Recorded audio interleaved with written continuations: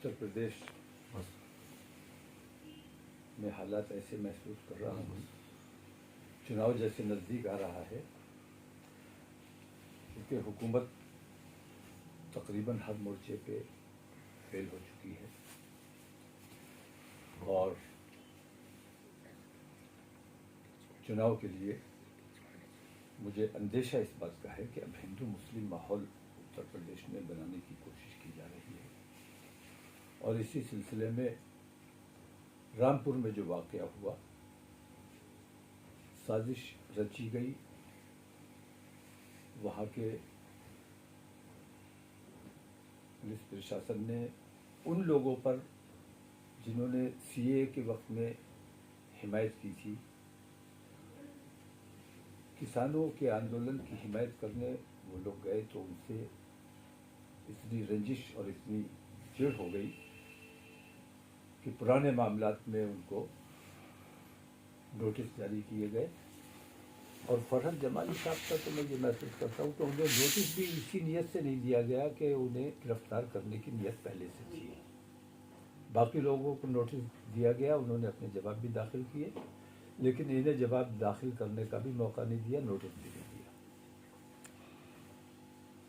इन हालात में मैं ये महसूस करता हूँ कि जैसे अभी तक दरगाहें महफूज थी, खानकाहें महफूज थी, लेकिन चूँकि मुस्लिम अवाम का दरगाहों और खानकाहों से ज़्यादा अक़ीदत का मामला रहता है और यहाँ छेड़छाड़ से बेचैनी पैदा होती है, इसलिए उन्होंने दरगाहों की तरफ रुख किया है।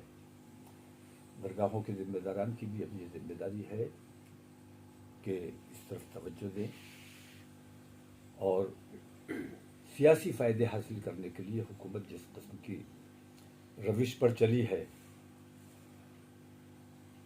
जिस तरह फरहत जमाली के फ़ोन टेप किए गए और उनके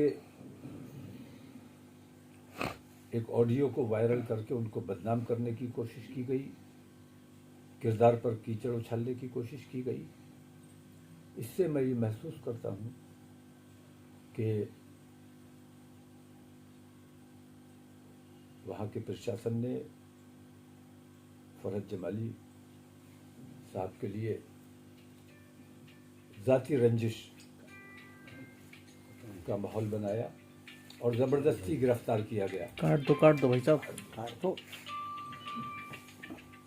अली साहब के लिए ज़ाती रंजिश का माहौल बनाया और ज़बरदस्ती गिरफ्तार किया गया। काट दो भाई साहब, काट दो।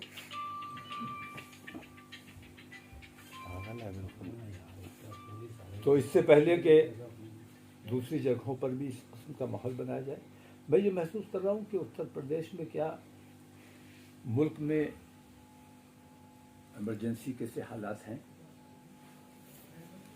किसानों के आंदोलन से हुकूमत की जो बदनामी हुई है और जो नुकसान हुआ है, उसकी भरपाई के लिए अब दूसरे ज़राए और दूसरे तरीक़े, जो इनका पुराना तरीक़ा है, खालिस्तानी और पाकिस्तानी वाला माहौल बनाने की कोशिश की जा रही है। आज़ादी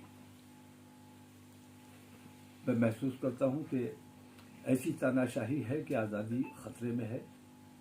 इससे पहले कि दूसरे लोगों के लिए साजिशें रची जाए, फ़ोन टेप किए जाएं और उनके ऊपर झूठे इल्ज़ाम लगाए जाएं, तो जब हमें आज़ादी से अपनी बात कहने का, आज़ादी से किसी की हिमायत करने का जब हमें इख्तियार नहीं है, तो हमें आज़ाद रहने का कोई हक़ नहीं है।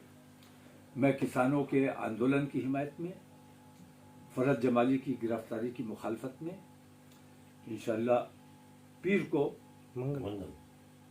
इंशाअल्लाह गिरफ्तारी दी जाएगी और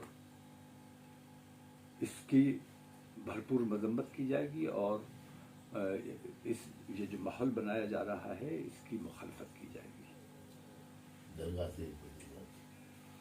दरगाह से इंशाअल्लाह मैं अपने क़यामगाह से पैदल इंशाअल्लाह एडीजी साहब के कार्यालय जाऊंगा, वहाँ गिरफ्तारी करूँगा। اس میں اور کن کن لوگوں سے بات ہوئی ہے؟ IMC کے بینر پہ یا تمام لوگوں سے بھی آپ نے اپیل کی ہے، یا کون لوگ ساتھ نہیں، آنے والے؟